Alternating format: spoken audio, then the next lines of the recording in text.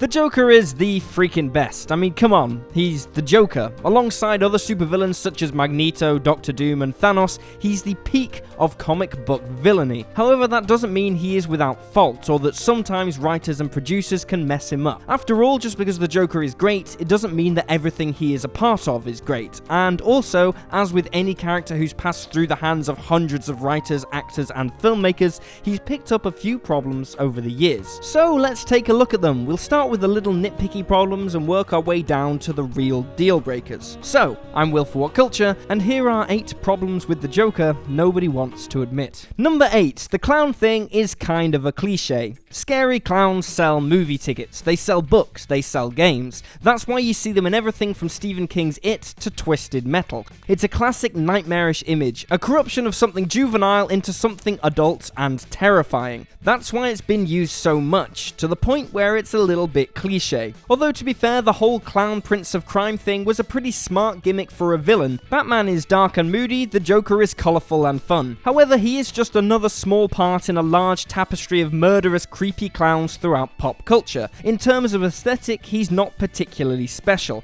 In fact, so much so that nobody really pays much attention to his clown gimmick at all anymore. Unlike in the 60s, nowadays the whole clown thing is just ignored because it's so overdone. Number 7, he's a total ripoff. But what does it matter, you might say? The Joker isn't unique, sure, but he was the first creepy clown, right? Well, no, unfortunately. Credit for the character's creation is disputed, with Bob Kane and co-conspirator Jerry Robinson claiming most responsibility, while reluctantly admitting that Bill Finger made some significant writing contributions. But even that seems pretty cheeky when you consider that the whole look of the character wasn't invented by Kane nor Robinson, but was lifted from a wholesale photo of actor Conrad Veidt in the 1928 film The Man Who Laughs. Well, technically it was a combination of that and a Joker playing card provided by Robinson. Point being that the character is very much lifted from existing materials and is not as original or unique as people might expect. Number 6, he is wildly inconsistent.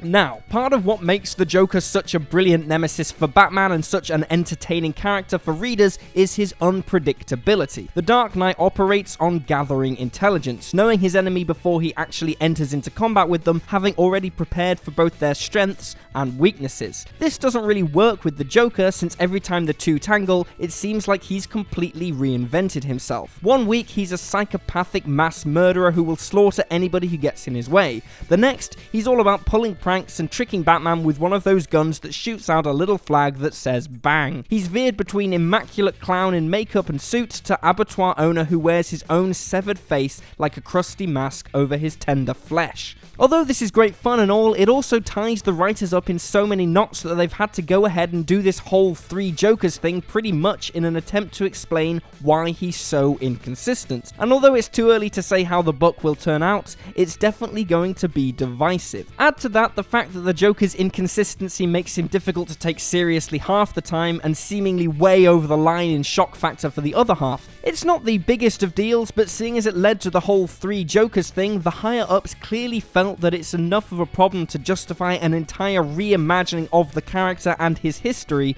just to address. Number 5, he's overpowered because he's popular. While Batman does have a few superpowered villains like Clayface and Batmite, the whole point of the character is that the majority of the villains he faces aren't any more powerful or magical than he is. Scarecrow has that funky gas, and the Penguin has a weird face, but they're still pretty much just human beings. Which is fair, since Batman is just a man. Now, in universe, the Joker is simply just a man too, albeit a totally insane one who has a load of resources. But realistically, he's clearly in possession of some sort of superpowers, or else he wouldn't be able to get away with half of the schemes he's managed to pull off over the years. No regular person could have the foresight to successfully initiate all of his evil schemes, the ability to be in multiple places at once or else so quickly, the nigh invulnerability that's kept him alive all this time. A good fan theory out there is that the Joker has a supernatural sense of timing, like all the schemes work perfectly perfectly because his superpower is just for the timing of everything to be perfect. I love that theory, but to be honest, it's kind of just a headcanon explanation for the fact that the Joker is ridiculously overpowered in-universe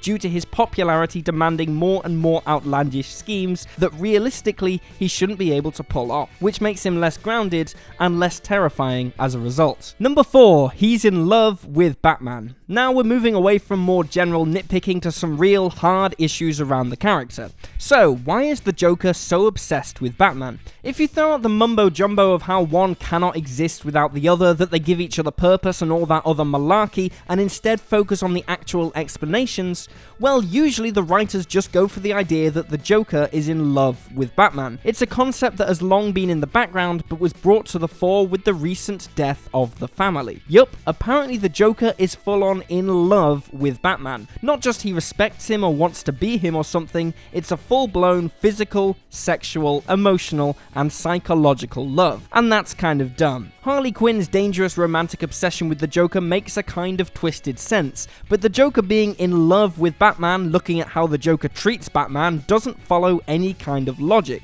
I get that the writers want to bring the two close together, but this character trait they're forcing on the Joker really doesn't make that much sense. Number 3, he's clearly mentally ill, and the various story issues that brings up. This is something that's getting more and more traction recently. Joker clearly has mental issues. That's why he's never faced the death penalty, and why he always gets imprisoned in Arkham Asylum for the criminally insane rather than a regular jail. It's not really fair to punish somebody who isn't sound of mind because, arguably, they aren't really responsible for their actions. So, is it not kind of messed up that Batman so gleefully indulges in beating the crap out of the clown for having a personal vendetta against him, and that he blames the Joker for every one of his actions? If you take the Killing Joke origin story, the Joker becomes even more tragic. The Joker has done bad things, but it's because the guy's insane. He probably deserves some sympathy. Some people take this even further and argue that the character himself stigmatizes all mental illness.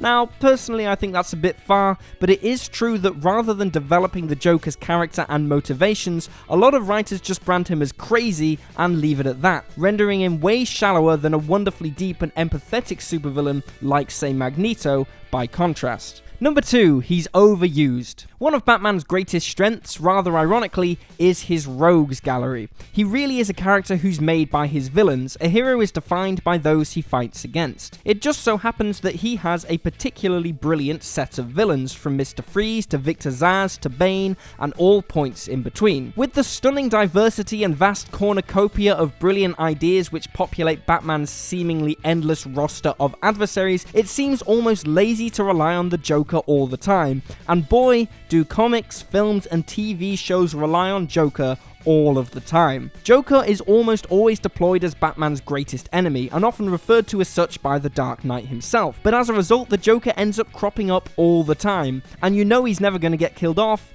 because he's the Joker. This one is more of a problem with the culture around the character than himself, but he's worn out and overused so much that not only is his own impact really knocked down, other villains rarely get the opportunity to step up. I mean, we've now got 4 live-action adaptations of the Joker since Tim Burton's Batman, ranging from great to good to terrible, which is a shame as there are so many other great characters who never get the chance to shine through. Number 1, the shock factor thing is getting old. This is arguably the biggest Joker problem. The shock factor problem. After the Joker reappeared on the playing field in 1973's The Joker's 5-Way Revenge and started killing people again, he's had a steadily escalating history of horror. It's easy to understand why. New writers want to push their stories into new places they've never been. You have the Joker murder a child with a crowbar. How about he shoots, paralyzes, and then sexually assaults a teenage girl? That was pretty much the darkest thing he'd done at that point, and that was the 80s. Okay, so how do we up the game from there? How about he cuts his own face off, ties Harley up to starve to death in a room full of corpses of other women he's abused and left to die in the past?